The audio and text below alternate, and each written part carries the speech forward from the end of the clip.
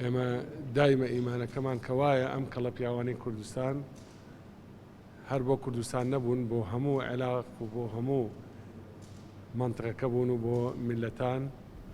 جا لەبەر ئەوە ئینشاءڵڵا ئومێدمان وایە کە سیرە و ڕەوشتی ئەم زاتانە ببنە مایەی یەکبوونی هەموو لایەنەکان و هەموو میلەتەکەمان و بەڵ ببنە یەکبوونیش بۆ هەموو عێراق ئینشاءڵڵا.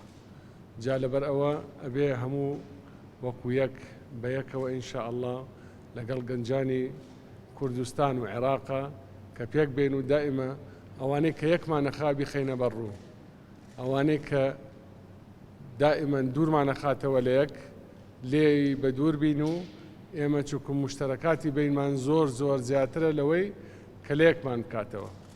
و ئینشاءڵڵا ئەم جەژنەیش ئەبێتە مایەی خۆشی و شادی ئینشاءڵڵا بۆ هەموو میلەتەکەمان و وڵاتەکەمان و کوردستان بە شێوەیەکی تایبەت و عێراق بە شێوەیەکی عام و هەموو میلەتانی دەوروبەر. و جەژنە پیرۆزە لە هەموو عەوائلی شەهیدان و ئەنفالکراو کە خۆیان و ڕۆحی خۆشەویستانی خۆیانیان بەخشی بەم خاک و میلەتە فی سەبیلی تەحریر و یەکبوون و ئازادی.